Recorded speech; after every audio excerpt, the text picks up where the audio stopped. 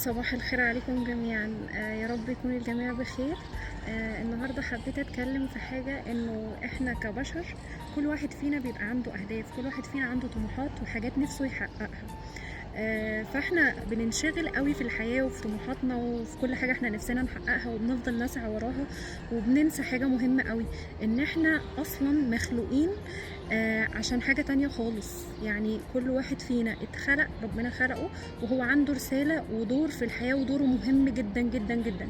ولما بيحصل تقصير في دورك اللي هو انت اتخلقت عشانه، بالتالي السايكل كلها بتختلف. يعني كل حاجة بيحصل فيها تقصير، لو واحد بس قصر في حاجة او في واجباته، بيحصل تقصير في بقية الحاجات او بيحصل خلل.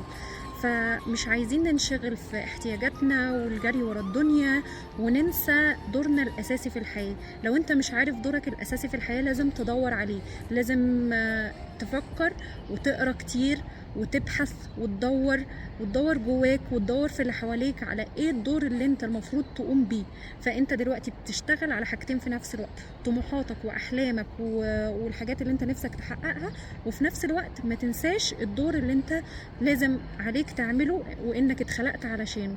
ده هيخليني افكركم بالحديث الرسول عليه الصلاة والسلام لما قال لنا: اعمل لدنياك كأنك تعيش أبدا، واعمل لآخرتك كأنك تموت غدا.